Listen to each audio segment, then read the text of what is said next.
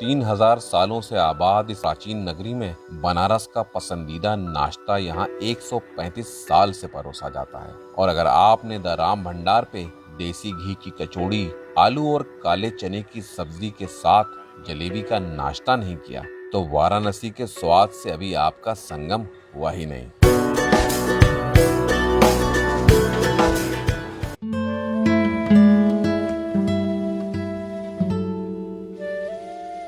तारों के पहरे के इस पहर में जब मैं 80 घाट पहुंचा तो काशी की ये आस्था यहाँ पहले से ही टिमटिमा रही थी। दीपक की रोशनी में झिलमिलाते इन सिरों के पीछे मैं सब कुछ बड़ी खामोशी से महसूस कर रहा था। 7 पत्थर की गुलाबी तख्तों पे 7 पुजारी जाफरानी कलफदार रेशमी लिबास पहने देवी गंगा को शुक्राना अदा कर रहे हैं और मंत्रों के जाप पे घूमती इस आरती को गंगा आरती कहते हैं। आरती खत्म होते होते पूरा शहर जग चुका था, लेकिन एक सूरज था कि ठंड का लिहाफ ओढ़े मस्त सो रहा था। मेरी भूख बर्दाश्त से बाहर हो रही थी, इसलिए मैंने भी रिक्शा किया और सीधे पहुंच गया चौक। और ठटेरी बाजार के नाम से मशहूर इस गली में मैं जैसे ही दाखिल हुआ, राम भंडार आगे बढ़ेगा ना। हर मोड़ के बल पे सदियां टिकी हुई थी, जैसे एक पुरानी तस्वीर को मैंने अभी अभी हथेलियों से साफ किया हो।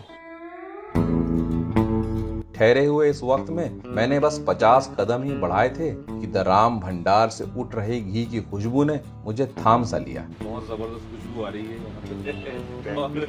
और अगर आप सोच रहे हैं कि मैं कौन हूँ, तो मैं हूँ गौस बजाज, इस कहानी का सूत्रधार। सच बोलूं तो बाकी सभी जायकों के मुकाबले मुझे सबसे ज्यादा उम्मीद यहीं से थी। राम भंडार 1888 में खुली थी। बहुत ज्यादा मशहूर है खैर राम भंडार, और ईश्वर का बुजुर्गों का आशीर्वाद है। लेकिन 1887 की इस बेहद मशहूर दुकान पे जब मुझे बस 2-4 कदरदान ही दिखे तो मुझे थोड़ी मायूसी सी हुई। मैंने रोड से ही 7 बाय 7 फीट के पर्दे से अंदर झांका तो जायके का सिनेमा बस शुरू ही हुआ था।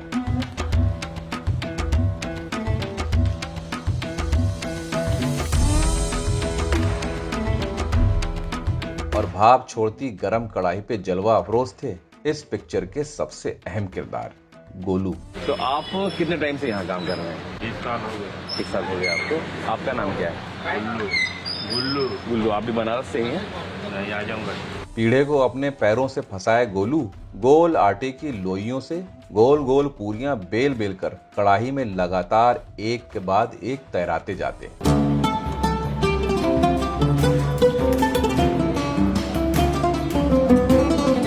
और जैसे ही ये पूरियां आधी पक जाती, वो इन अधपकी पूरियों को एक छन्ने से छान कर अलग रख देते। जो पूरियां तली जा रही हैं वो देसी घी में तली जा रही हैं। मेरी जुबान से दोबारा पूरी जैसे ही निकला, इस फिल्म के डायरेक्टर ने मुझे सही करते हुए टोका। इसके अंदर आटे के अंदर उड़द का दाल हम लोग जिसको पीठी बोलते हैं, इस वजह तो से वो कचौड़ी हो गई।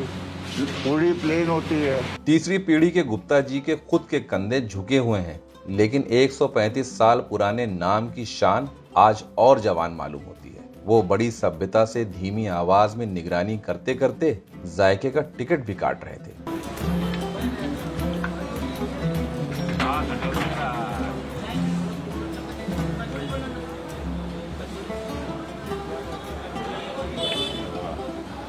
इधर भीड़ बढ़ने लगी तो मुझे थोड़ा सुकून मिला। अब कढ़ाई में एक साथ 4 की जगह 10 कचौड़ियां एक साथ खस्ता होने लगी।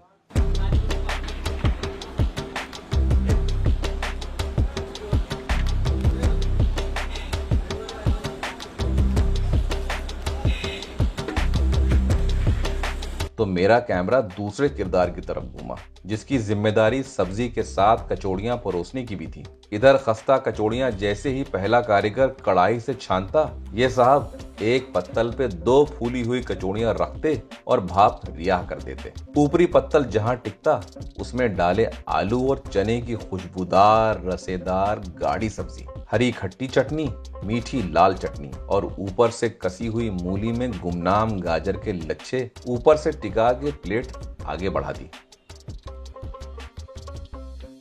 तो यहाँ पहले भी टेस्ट किया है? नहीं नहीं, वो वीडियो देख देख के घूम रहे हैं यहाँ पे। आप लोगों की वीडियो देखते हैं। बहुत ही डिफरेंट और यूनिक स्टाइल है और वो छन्ने में ही जलेबी उतारते हैं। इतने में जलेबियों के भी कई ऑर्डर्स एक साथ आए तो रुमाल नुमा मोटे कपड़े से पहले कारीगर मैदानी से फूल नुमा छल्ले छन्ने के ऊपर ही बनाने लगा।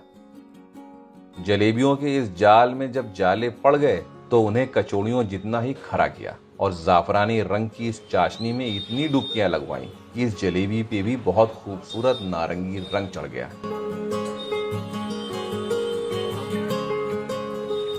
देखते ही देखते द राम भंडार का शो हाउसफुल हो गया और गोलू जी की रफ्तार चौगुनी हो गई। लेकिन वो पूरी महफिल बगैर रुके थमे अपने हुनर के जलवे से संभाले रहे। बहुत जबरदस्त खुशबू आ रही है और हम भी जायका लेते हैं राम भंडार की कचौड़ी, सब्जी और जलेबी का, जो यहाँ का बनारस का ट्रेडिशनल नाश्ता है। इंसान किसी चीज में संतुष्ट नहीं है। जब भीड़ नहीं थी तो मैं इस जगह को हल्के में आंक रहा था और अब जब भीड़ इतनी ज्यादा हो गई है तो मैं अफसोस करने लगा कि मुझे कचौड़ियां पहले ही खा लेनी चाहिए थी। बेचैन और भूख से बेहाल में अपनी प्लेट का इंतजार करने लगा तो तकरीबन 10वीं प्लेट पे मेरा नंबर आया। मैंने शायद एक लम्हा भी नहीं गंवाया होगा और कचौड़ी और सब्जी का निवाला सब कुछ बटोरते हुए मुंह में भर दिया।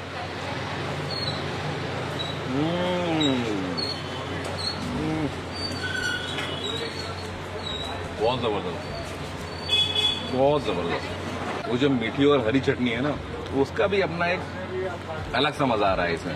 व्याकुल मन तृप्त हो गया। सच में ये मोक्ष का जायका। सुकून है ऐसे नाश्ते में। इधर मैंने दोबारा सब्जी लेके कचौड़ी समेटी, उधर कारीगर ने गोल कचौड़ियों को गाढ़ी चने की सब्जी के साथ परोसा।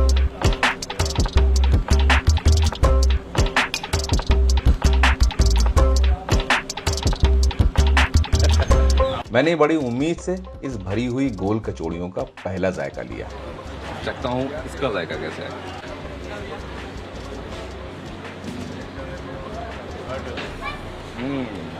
बहुत जबरदस्त है, लेकिन कचौड़ी की टक्कर की नहीं है। जलेबी के बगैर तो बनारस का नाश्ता ही अधूरा। जलेबी भी, अरे वाह। जलेबी भी यहाँ छोटी छोटी है, खस्ता है, सोनी है।